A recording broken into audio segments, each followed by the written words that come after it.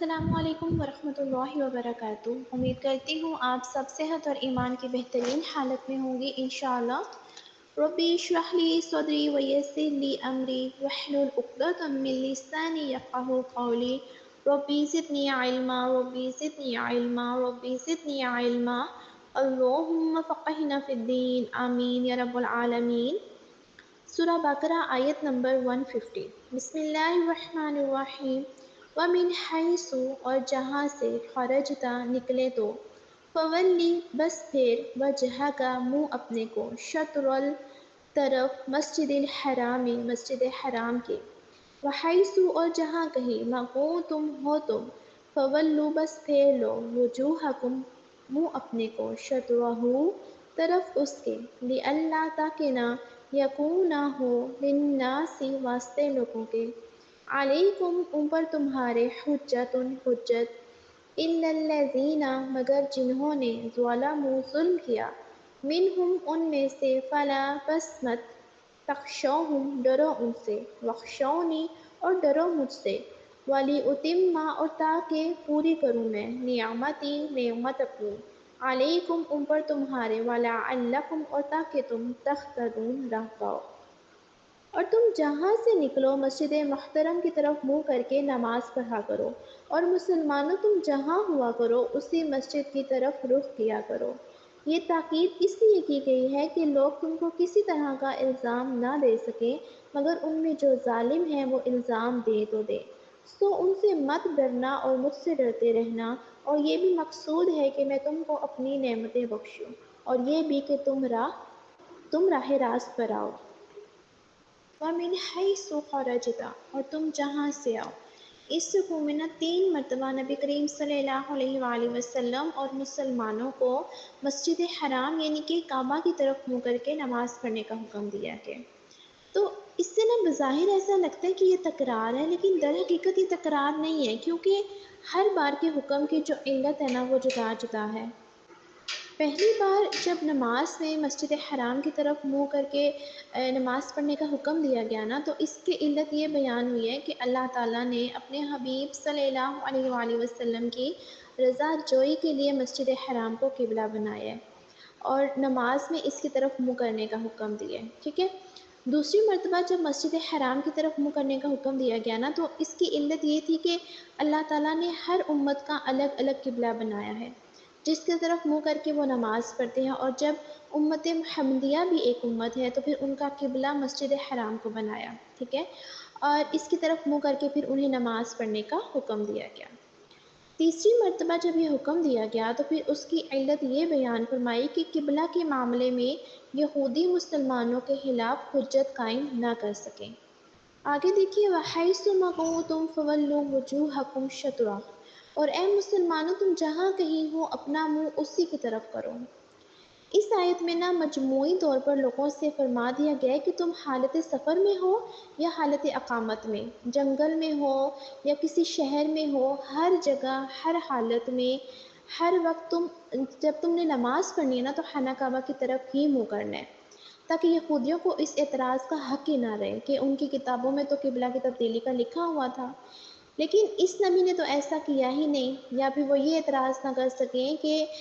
یہ نبی ہمارے دین کی تو مخالفت کرتے ہیں لیکن قبلہ ہمارے والا ہی مانتے ہیں، اور مشرکین کو یہ اعتراض کرنے کا موقع نہ ملے کہ نبی کریم صلی اللہ علیہ وآلہ وسلم نے قریش کی مخالفت میں حضرت ابراہیم اور حضرت اسماعیل علیہ السلام کا قبلہ بھی چھوڑ دیا۔ حالانکہ نبی کریم صلی اللہ علیہ وسلم نا ان کی اولاد میں سے ہیں، تو ان کی عظمت و بزرگی مانتے بھی ہیں۔ آگے دیکھیے، اِنَّ الَّذِينَ ظَلَمُوا مِنْهُمْ، مگر جو ان میں نا انصافی کرے، یعنی کہ اللہ تعالیٰ کی طرف سے تو حجت پوری ہو چکی ہے نا، تو اب بھی اگر کوئی اعتراض کرتا ہے تو پھر وہ خود ہی ظالم ہے۔ یاد رہے کہ دین کی راہ میں طعنے سننا نا انبیاء کرام علیہ السلام کی سنت رہی ہے، ٹھیک ہے۔ فَلَا تَخْشَوْهُمْ وَاخْشَوْنِي، تو ان سے نہ ڈرو اور مجھ سے ڈرو۔ اس آیت میں مسلمانوں کو حکم دیا جا رہا ہے کہ تم کعبے کی طرف منہ کر کے نماز پڑھنے کی وجہ سے کفار کی طرف سے ہونے والے جو اعتراضات ہیں نا ان سے نہ ڈرو، ان کے طعنے تمہیں کوئی نقصان نہیں پہنچا سکتے، اور تم میرے حکم کو پورا کرنے کے معاملے میں مجھ سے ڈرو اور میرے حکم کی مخالفت نہ کرو۔ بے شک میں تمہارا مددگار ہوں۔ اللہ تعالیٰ کا عذاب نہ ہر وقت پیش نظر رکھنا چاہیے۔ اس آیت سے معلوم ہوا کہ انسان کو ہر وقت اللہ تعالیٰ کا عذاب پیش نظر رکھنا چاہیے، اور کسی بھی کام کو کرنے یا نہ کرنے سے پہلے نہ اس بات پر غور ضرور کر لینا چاہیے کہ یہ کام کرنے یا نہ کرنے سے اللہ تعالیٰ کی رضا حاصل ہوگی یا اس کا نتیجہ اللہ تعالیٰ کی ناراضگی کی صورت میں ظاہر ہوگا۔ مروی ہے کہ جب حضرت معاذ بن جبل رضی اللہ تعالیٰ عنہ کی وفات کا وقت قریب آیا نا، تو آپ رضی اللہ تعالیٰ عنہ رونے لگے، تو ان سے پوچھا گیا کہ آپ کو کس چیز نے رلایا؟ آپ رضی اللہ تعالیٰ عنہ نے فرمایا کہ اللہ عز و جل کی قسم،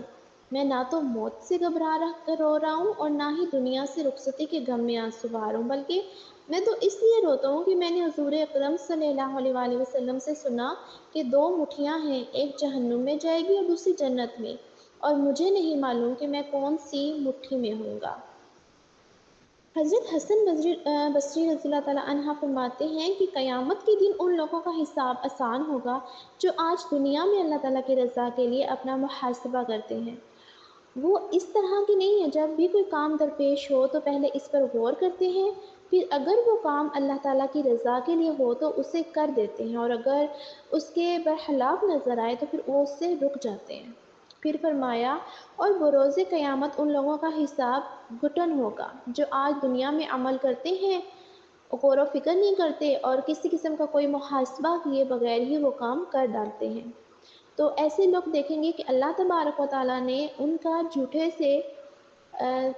سے چھوٹا عمل بھی نہ شمار کر رکھا ہے۔ پھر آپ رضی اللہ تعالیٰ عنہ نے یہ آیت تلاوت فرمائی، ترجمہ ہے، اور کہیں گے ہائے ہماری خرابی، اس نامہ اعمال کو کیا ہے کہ اس نے ہر چھوٹے اور بڑے گناہ کو گھیرا ہوا ہے۔ پھر دیکھیے ولی اتم نعمتی علیکم، اور تاکہ میں تم پر اپنی نعمت پوری کروں۔ اب اس آیت کا خلاصہ یہ کہ اے مسلمانوں، جس طرح اللہ تعالیٰ نے اپنے حبیب صلی اللہ علیہ وآلہ وسلم کو تمہارا رسول بنایا، جو کہ تمہارے سامنے حق کی طرف ہدایت دینے والی آیتیں تلاوت فرماتے ہیں، رشد و ہدایت کے راستے کی طرف رہنمائی کرتے ہیں، اللہ تعالیٰ کی وحدانیت اور اس کی عظیم قدرت پر قطعی دلائل قائم کرتے ہیں، تمہیں بت پرستی کی نجاست سے پاک کرتے ہیں، اور تمہیں وہ چیز سکھاتے ہیں جس سے تم اپنے نفسوں کو پہچان سکو اور ان کا تزکیہ کر سکو۔ اسی طرح مستقل طور پر تمہارے لیے بیت اللہ کو قبلہ بنا دیا گیا تاکہ اللہ تعالیٰ تم پر اپنی نعمت پوری کر سکے۔ جیسے مسلمانوں کا نبی جو ہے نا وہ جداگانہ تھا، ایسے ہی ان کا قبلہ بھی جداگانہ ہو گیا۔ جزاک اللہ خیر۔